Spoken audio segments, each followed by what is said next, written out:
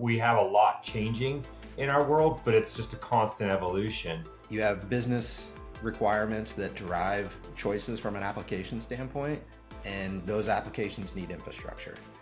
That hasn't changed. It won't change. VMware definitely unleashed a beast.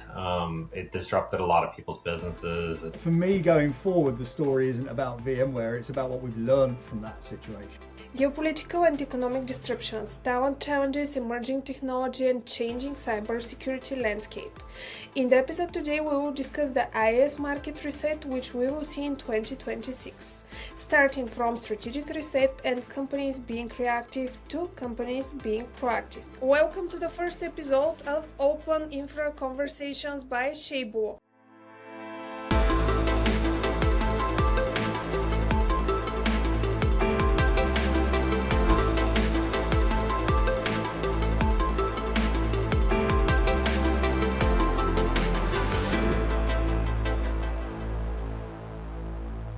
Welcome everybody, and thank you very much for agreeing to participate in our first episode of the podcast Open Infra Conversations with ShapeBlue. And I'm John White, CEO at US Signal. I've been in the infrastructure cloud space for pretty much my whole life and helped lead the team of product strategy team, delivery, R&D, all that fun stuff. So I've been in the cloud since it was called cloud.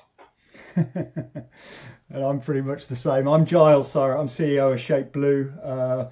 We build infrastructures for customers based on Apache Cloud Stack, whether they're service provider focused businesses or enterprise-based businesses.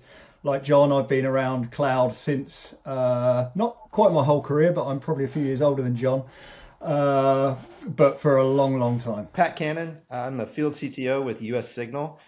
So we spend a lot of time in the field talking with customers about their infrastructure choices and strategies. I'm very happy that we have three quite interesting guest speakers today, and I'm Yvette Petrova, Marketing Director at ShapeBlue and your host and moderator for today's talk. Okay, so according to Gartner and their IT Symposium, 2026 is a year of infrastructure as a service IT reset. Do you consider that's true, and what do you think is the driving force behind the reset of IT in 2026? A reset as opposed to just an evolution, I guess, that's the point of what Gartner are saying. I can't agree with anything that Gartner says, so I can't go with that.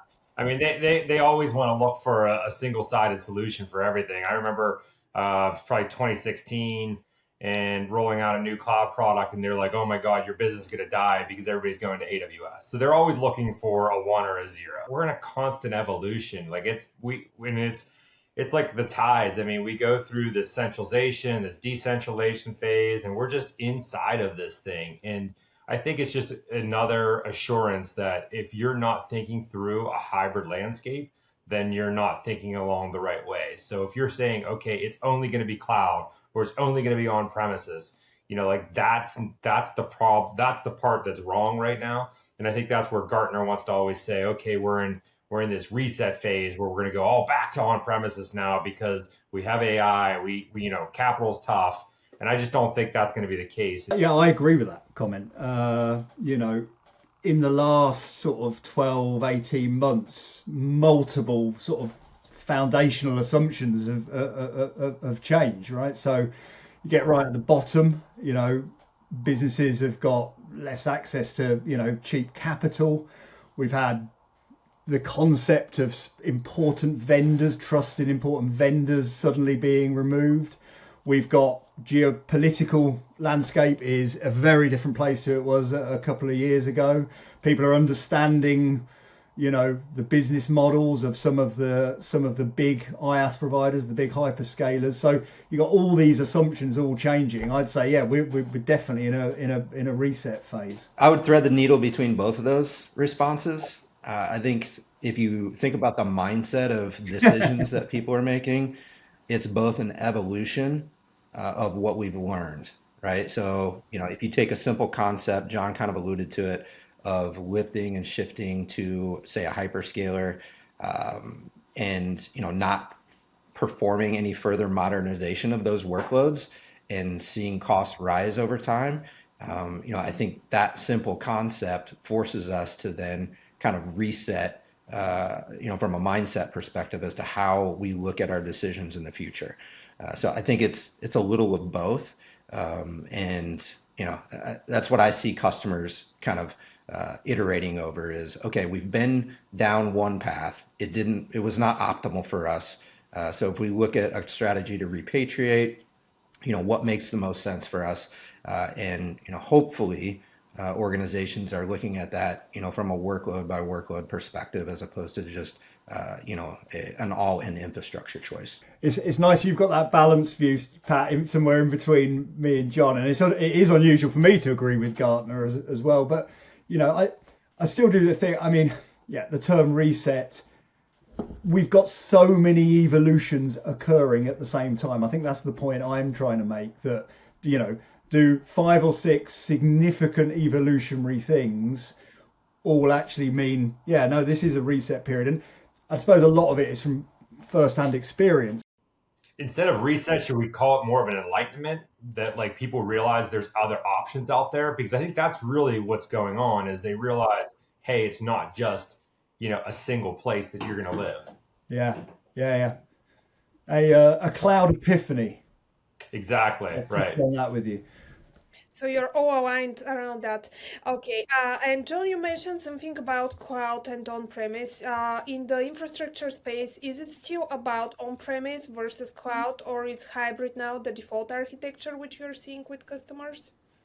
I think people are still warming up to the concept of hybrid, and it's one of those things where they were so used to, like, they had tunnel vision on, okay, we're on-prem now. Gartner says that's bad. People say that's bad because of X, Y, and Z. So let's move to the cloud. So we moved to the cloud, but that doesn't really work. And so they're finally realizing, oh my God, people that were actually saying, hybrid is the future is really the future. And then I think when you start to look at, the cost of cloud, that being an issue for some people, and not saying that cloud's bad, but a lot of people misuse it. So if you misuse anything, it's typically going to be expensive or not what you're looking for.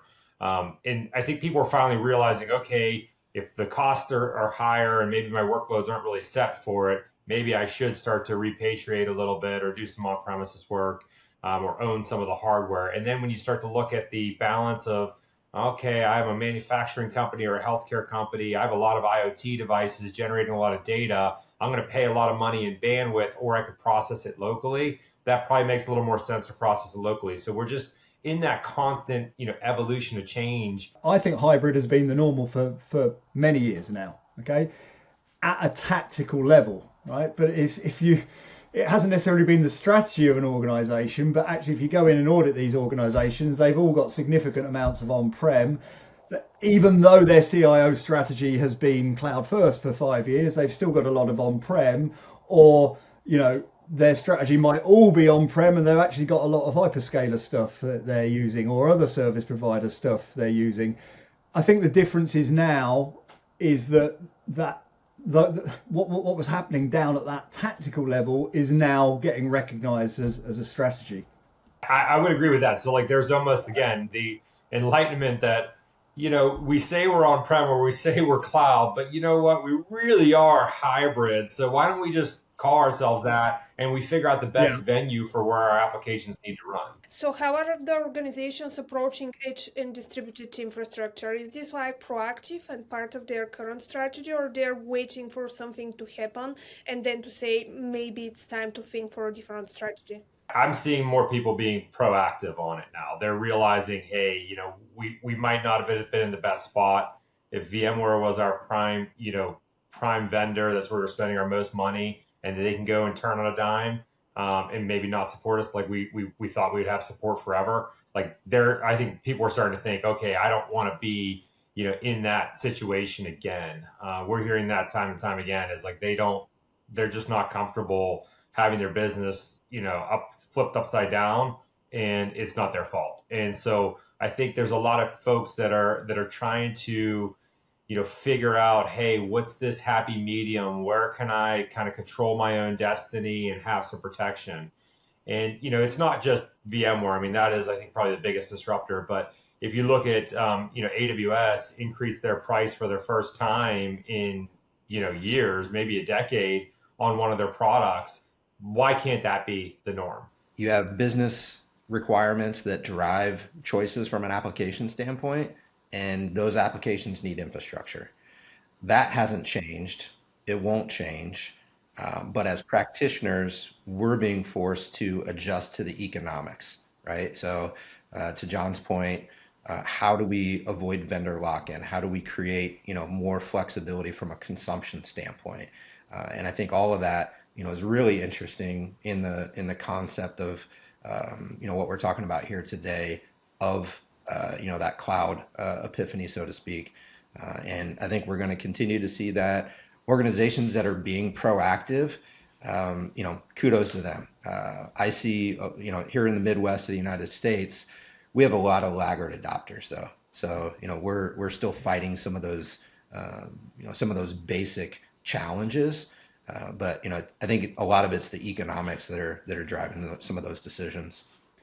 Yeah, and I think specifically with the edge piece, a few years back, edge was it was almost a reaction at the time. Almost in our heads, it was often just a bolt on to the core processing that was always happening in data centers, but it's definitely becoming a strategy now. Data doesn't like moving, right? And people are sort of designing more distributed edge-based environments from day one. We certainly not still it's not the mainstay of what we do here. The mainstay is still data center. We see the percentage of that increasing.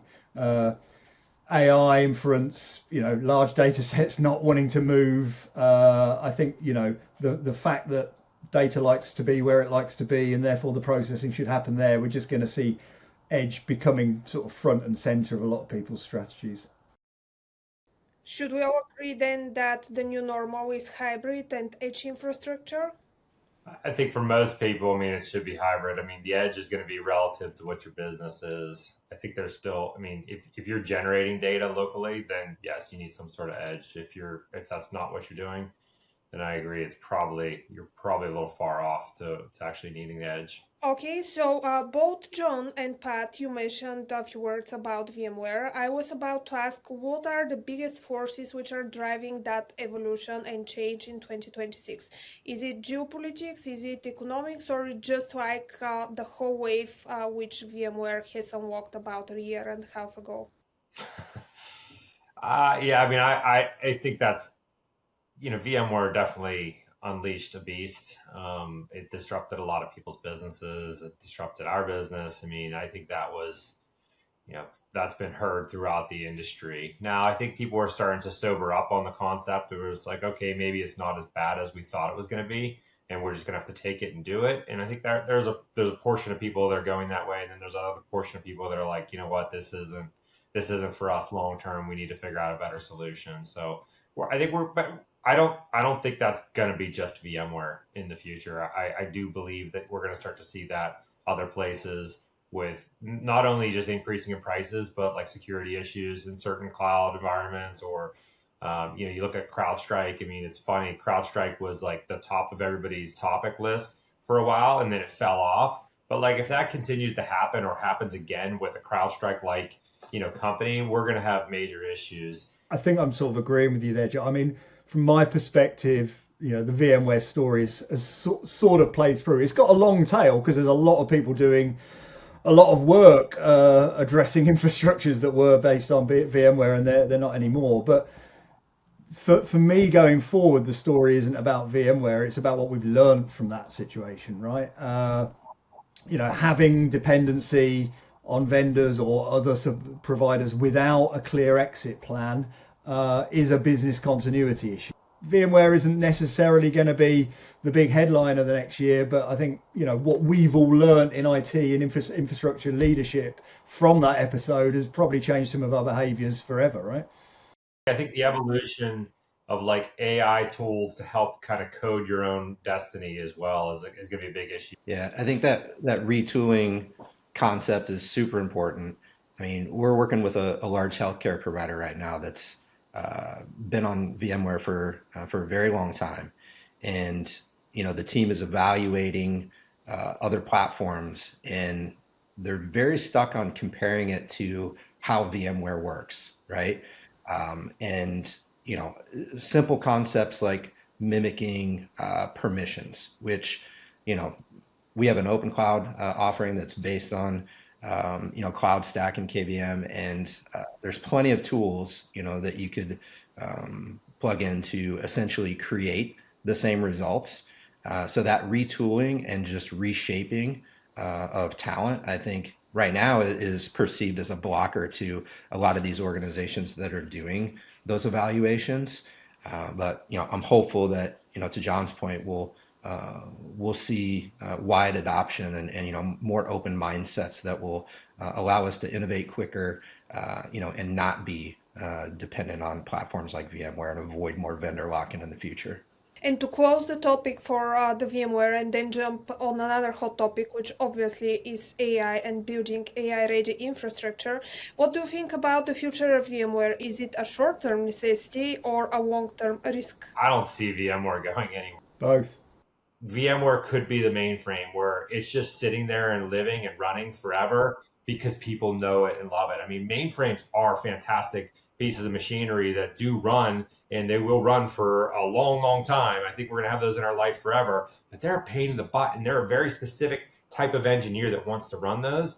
And I feel like VMware and closed source systems are going to become the one way of the mainframe, and open source is going to be, where everything's going to be built in the future. Yep. So that's gonna be a soundbite that might come back and bite me, but we'll see. yeah, I think it's both as well. What I'm seeing from customers, some of them have applications that have to run on certified infrastructure.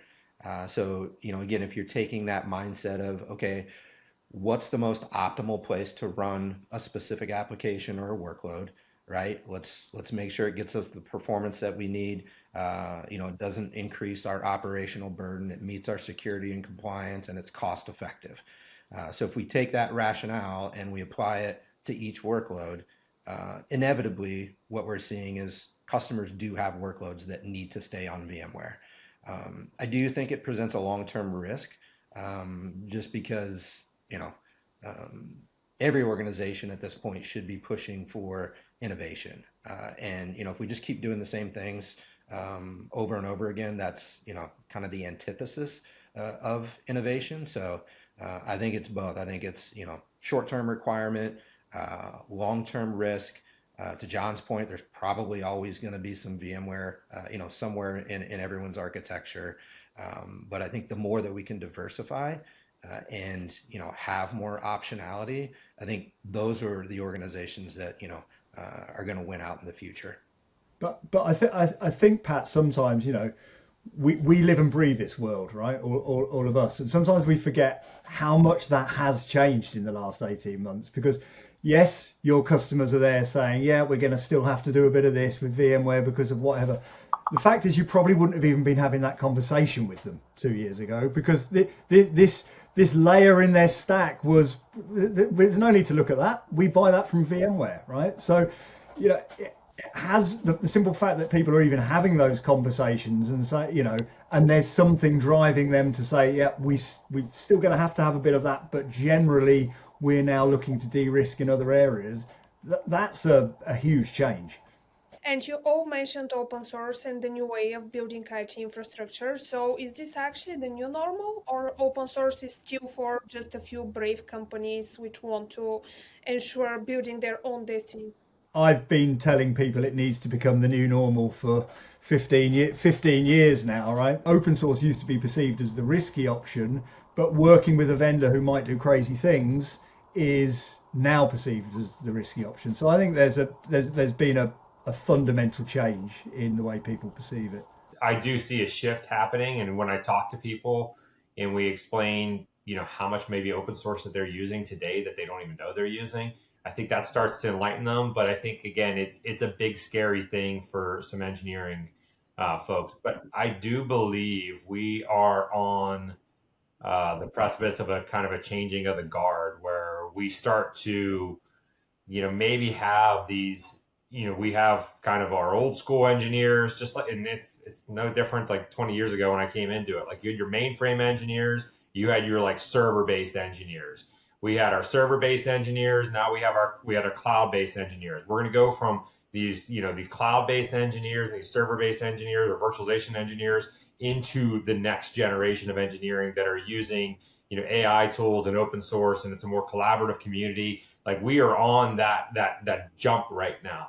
Yep, agreed. I think the economics of open source are often more beneficial, and if you have an environment where you don't have to sacrifice capability, right? So better economics without sacrificing capability, that's going to be a winning equation. With open source, I dictate exactly what I need. I dictate exactly what my customers want. I dictate exactly what my employees want. And as soon as people start to realize that, and they realize, oh my God, my dollar could be better used if I develop it myself, or if I work with a partner to develop it for me, that's going to be like, the big boom in the milestone explosion that's going to really change everything. I think what you're describing there, John, is the perfect open source, perfect consumer user of open source, right? And we are seeing a lot more of that. I think one of the reasons historically there has been some perception issues around the entire concept of open source is a lot of people haven't thought like that. They just say, okay, there's an open source version of this vendor licensed product we used to have. Let's just use that. And as Pat says, the economics is great, right? I'm not paying the license fee anymore. But I think as long as organizations are sensible in their approach and understand that I'm not going to get an infrastructure for free, right? Open source doesn't mean stuff's free. Open source just means I can spend the money in a more targeted way where I want to spend it on the things I want to spend it on. And that might mean having to reskill some people, having to do a little bit of the work that the vendor traditionally spoon-fed to us because this is open source and it doesn't quite look the same. I think as long as people have got that mindset, then it's an absolute win-win. Talking for AI, is this actually the major shift and the major trend which will shape 2026? What are your expectations? 2026, 2037, 2036. Yeah, this is the biggest, probably the biggest technology shift that I've seen in my career, my lifetime. The internet was big, no doubt, but AI is going to trump it. It's completely changing, businesses, economic models. How we think about work, how we interact. It's going to completely change the economy. This is very similar as the Industrial Revolution. Yeah, I couldn't agree more. I guess when you ask the question of that, you're asking from the context of our industry and what have you. And yeah, it's a big driver. Has been already for the last year, or last couple of years. But the societal economic changes are just, to be frank, almost unfathomable sometimes in terms of, and this is moving so quickly, right? John, you referenced the Industrial Revolution. I don't know what the time frame was then from going from an agricultural society to going to a industrialized society. I'm guessing a decade or two. I think we're going to be talking about a year or two, and then that's going to continue to accelerate, and the pace of change is just going to be phenomenal. But let's just go a step back. So AI, that's the layer on top. But if we focus on the layer which is below and talk a little bit about building AI-ready infrastructure, what advice will you all give to companies which would like to have IT infrastructure which is AI-ready? What tools they should use and how should they architect it? I can kind of lead that conversation off. So, I think it is a lot of what we've been talking about here today, right? So trying to position your strategy from a flexibility standpoint and a cost optimization standpoint, because, it's going to cost money, right? There will be investments that have to be made to support those projects. So, thinking through where data is going to need to live for performance reasons or, for compliance reasons. We talk about sovereign cloud, in that context as well. So adopting a hybrid strategy that does include edge, getting the network plumbed to be able to support movement of those workloads, right? So I think it's not a one singular focus. It's a very 50,000 foot view focus that we have to have from a strategy standpoint. So I think that's where I would encourage organizations to spend time right now, right? Is get your house in order. We see a lot of companies doing AI just because AI at this point. I think the organizations that are focusing on the future, trying to put themselves in a position strategically to be more flexible, so that they do have spend and they can take on those projects when they're necessary. I think those are the folks that are doing their homework right now. It's a level of thinking about data sovereignty that we've never had to think about before, right? It's not just about will this data get into my competitor's hands or into the public domain. It's we're actually teaching somebody else's brain to answer the same questions that we want, and other people are going to get those same answers. And I do agree with you in terms of the larger organizations who have got the budgets to run that themselves. I mean that's the delimiter. But I do think also there is there are a lot of medium-sized businesses who really can't afford to lose that sovereignty of their data that using some of the public models would cause. So I wonder whether in the next few years we're going to see more sort of models as a service being delivered for those smaller organizations who need to act but are really bothered about their data sovereignty. And I think the other side of this for me is looking at it from the whole other perspective. If we look at it from the infrastructure perspective, is the design cycles are getting crazy now. I've got a friend who designs data centers, and he's his cycle for designing a data center, he's now putting in designs for approval which are obsolete by the time they've got them in for approval, because things are racing exponentially, the demand for infrastructure, and I think we're going to see a lot of change over the next year in terms of much more extensibility in terms of power, in terms of scale, in terms of cooling, etc., and that filtering across not just the big people in this world, but filtering across smaller organizations as well. Small and medium businesses are probably going to use more public-facing AI in the future. Any large enterprise business, if you're not figuring out how you can have your own private AI, your own private models, you're probably behind. Like, I don't know why you would ever want to use public only in those. I think it's going to be a hybrid of public and private models for the foreseeable future. But like for your private data that kind of drives and runs your business, I mean, if you're Coke and Pepsi, you're not going to want to share that same metadata on the back end. You're going to want to build your own, and we're seeing a shift towards that. Already we have a large enterprise. We just built out a big data center space for them to run their own, DGX clusters to do digital twinning of their engineering pieces, and like that's their secret. That's going to be their secret sauce for the future. So every large enterprise, you got to do it. It's going to be a must. You have to have your own private model. I'm assured of that. As anything else, small to medium, you're probably going to use public, but large enterprise, you got to have a private model, at least for the next decade or two. Okay, as we're approaching towards the end of our conversations, so at ShapeBlue, we're very much focused on helping companies building IT infrastructure with open source. I want to ask all of you if you can give one advice for 2026 for cloud builders, what advice would you give? Throw out the traditional norms that you think you know. Question everything. Like that, I mean, if you're not questioning everything in this world right now, if you're not sitting there banging around with a AI model, asking questions that you've been thinking about, or you want to contemplate or prototype, you got to do it. Like that's it. I mean, if you're open right now, I think those are the people who are going to win the game. Yep. I say similar, right? Don't be afraid to explore. I think organizations that adopt open source, US Signal, we're a perfect example of that. We've been a long time cloud provider, based on commercial platforms.